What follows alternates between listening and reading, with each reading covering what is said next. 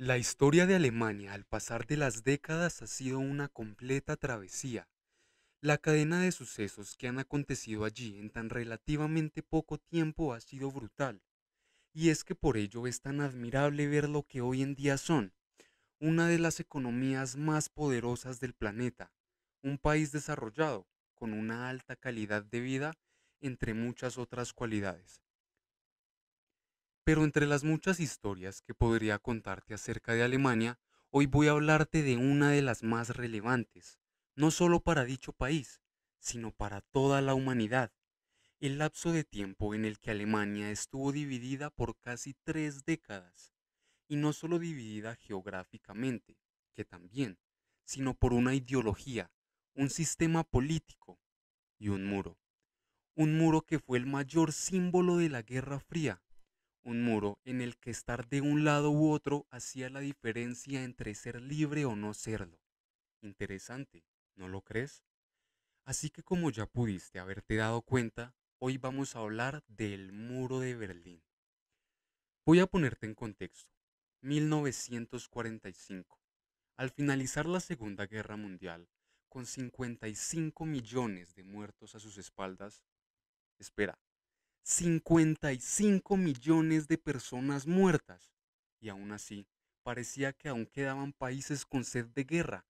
Ahora, habiendo sido Alemania la nación derrotada en dicho conflicto, iba a tener sus obvias consecuencias, ya que los vencedores, en este caso, Estados Unidos, el Reino Unido, Francia y la Unión Soviética, querían tomarse a Alemania como botín de guerra, y lo hicieron. El país quedó dividido y controlado por los cuatro aliados vencedores. En el lado oeste, Estados Unidos, el Reino Unido y Francia, y en el lado oeste, la Unión Soviética, en la cual quedaba Berlín, la capital. Joseph Stalin quería quedarse con toda Berlín, lo cual claramente no iba a ser posible, ya que tiene que compartirla también con los demás aliados. Stalin decía que Berlín Oeste era una espina clavada en la ocupación rusa de Alemania Oriental. Nikita Khrushchev, por su parte, lo calificó en público como un tumor maligno. Como era obvio, toda la parte oriental, controlada por la Unión Soviética, tenía un sistema político comunista, y la parte occidental un sistema libre capitalista, lo que empezó a ocasionar que muchas personas empezaran a huir de la Alemania comunista a la libre, lo cual empezó a ocasionar serios problemas a la Alemania occidental.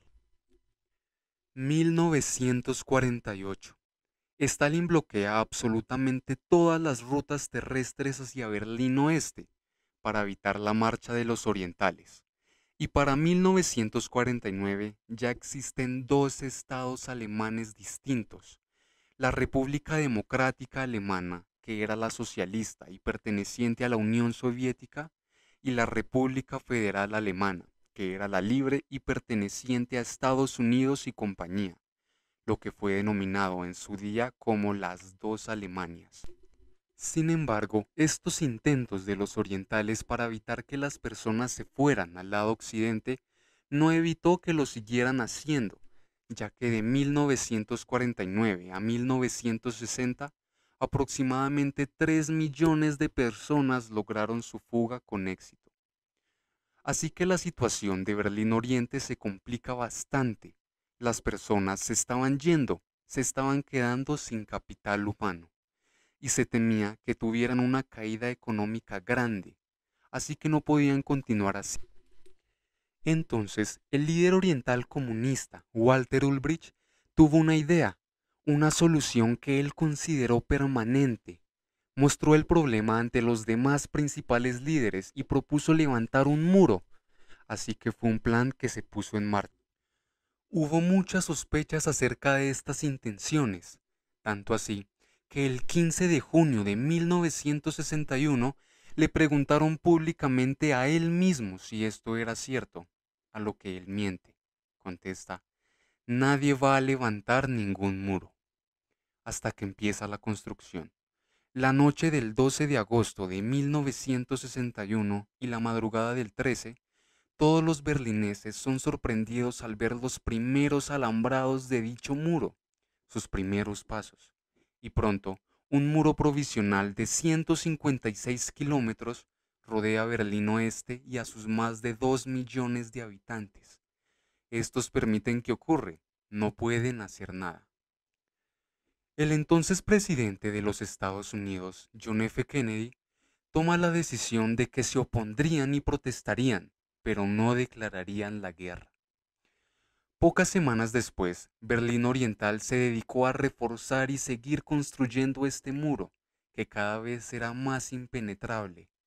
Pusieron torres de vigilancia, el muro de unos 2 metros de altura coronado con alambre de espino, obstáculos de hormigón para detener a los vehículos, perros de ataque, una valla trasera y entre dicha valla y el muro, una franja fronteriza con un área despejada. Si alguien lograba pasar a esta área con intenciones de huir, los guardas tenían órdenes de disparar inmediatamente. Quedaron separadas familias, amigos y cualquier tipo de conexión entre un lado y otro se perdía completamente. Si alguien quería pasar, ponía en riesgo su propia vida y automáticamente se convertía en un criminal. Era como una cárcel, algo increíble. Y lo más impresionante es que aun dadas todas estas condiciones quedaba gente dispuesta a escapar. Es increíble lo que el ser humano puede llegar a hacer por su libertad y la ingeniosidad que puede llegar a tener en una situación límite. Y es que no fue cualquier cantidad de tiempo la que este muro estuvo vigente. Piensa que fueron 28 años, 28 largos años en los que muchos murieron pensando que ese muro nunca iba a caer, y muchos otros que vivieron creyendo que jamás tendrían la oportunidad de verlo abajo, y con ello a Alemania reunificada. Volviendo a la historia, los líderes soviéticos quisieron hacer otra frontera. Ya tenían el muro que dividía Berlín, así que querían crear otra, esta vez mucho menos elaborada, obviamente, que dividiera Alemania Oriental de la Occidental. Esta solo consistía en una zona muerta de 889 kilómetros de largo que custodiaban aproximadamente 30.000 guardias. Volviendo al muro en Berlín, existían 8 puntos de control a lo largo de este, nombrados de A H, y cada punto tenía un nombre estratégico para evitar confusiones al dar alguna información. Por ejemplo, A era el punto alfa, B el punto bravo, y así sucesivamente.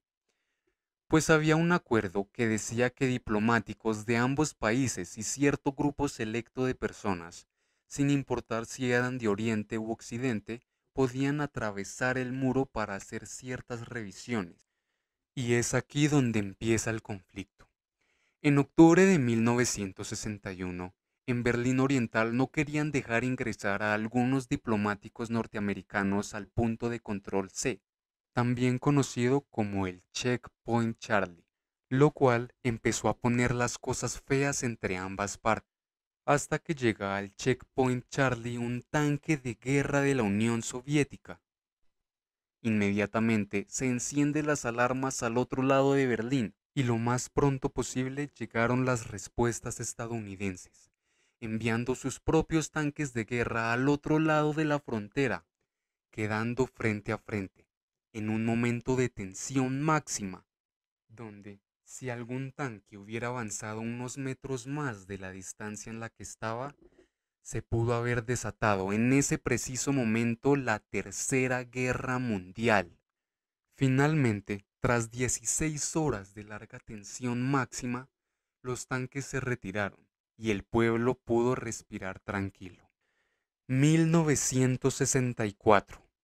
Se empieza a hacer algo frecuente la modalidad de escape de hacer túneles subterráneos. Aunque claramente es un arduo trabajo, era una de las modalidades más eficientes y con más posibilidades de éxito. Y para este año ya se habían diseñado al menos 70 túneles de este a oeste, liberando a muchas personas que lograron un escape exitoso. Frente a esto, la solución de la Unión Soviética para erradicarlo fue poner minas antipersonas en la tierra. Por ende, al intento de hacer un túnel, estas minas estallarían. 1971. En el mes de mayo llega un nuevo dirigente al poder de Alemania Oriental, Erich Honecker, quien, aunque aparentemente venía a dar nuevos aires a la República Democrática Alemana y a cambiar un poco lo que venía siendo los últimos años, para él el muro seguía siendo fundamental en su gobierno. Y aparte de ello, se vienen nuevos refuerzos de seguridad al muro, al que ahora implementaron nuevos campos minados y 60.000 armas automáticas conectadas a cables trampa. Y no solamente para el muro de Berlín, sino también para la frontera que dividía toda Alemania.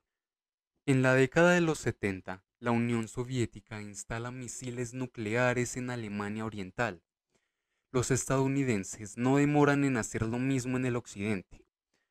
Al pasar de los meses y años, las cosas en la República Democrática Alemana por fin empezaban a mejorar, y esto se convierte en el gran escaparate socialista para el mundo entero, la aparente prueba de que el comunismo funciona. Se empezó a ver prosperidad, incluso se llegó a una situación en la que las personas comenzaban a percibir que no se vivía tan mal, por lo que Erich Honecker quiere respeto mundial para este Estado, que se le viera como a cualquier otro en el mundo, lo cual era algo irónico, ya que aun queriendo esto, no daba libertad a sus ciudadanos de estar ahí porque ellos mismos así lo querían, sino en una dictadura de la cual no les permitía salir. Así siguieron las cosas al marchar de los años, prácticamente igual a los anteriores. Muchas personas seguían buscando métodos de escape a pesar de la gran seguridad que tenía el muro. Algunos lo conseguían, otros murieron intentándolo. 1987. El presidente de los Estados Unidos, Ronald Reagan, visita Berlín con un mensaje en busca de paz y pide que el muro se derrumbe.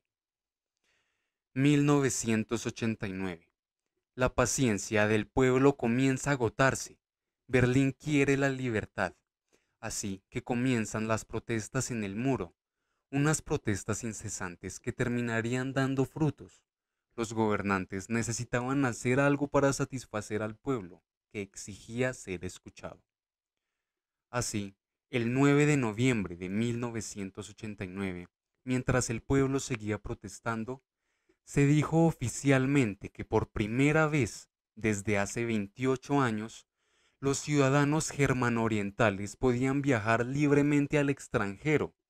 En respuesta a esto, un periodista toma la palabra y le pregunta que desde cuándo comenzaba a regir esta nueva orden. Y la respuesta del mandatario es uno de los mayores errores de la historia de la República Democrática Alemana, ya que para que las personas se calmaran y decidieran finalizar las protestas, él debía decir que la norma empezaba a regir desde mañana, así las personas volvían a sus hogares y se retoma el control de la situación. Pero no, la respuesta del mandatario fue, desde ya mismo. La noticia se propaga rápidamente por toda la ciudad, llegando a las protestas enfrente del muro. Los ciudadanos usan esto como excusa para pedir ferozmente a los guardias que abran el muro. Estos, bajo una inmensa presión y confundidos por la orden del mandatario, abren las fronteras del Checkpoint Charlie. La multitud se lanza a la frontera. Esto toma por sorpresa incluso a las personas de Berlín Occidental. La alegría por lo sucedido es indescriptible y las celebraciones en toda Berlín son masivas. En estas, el pueblo eufórico derrumba el muro de Berlín y Alemania Oriental desapareció. Muchos lo catalogan como una de las noches mágicas en la historia de la humanidad. El pueblo unido reunificando Alemania con sus propias manos.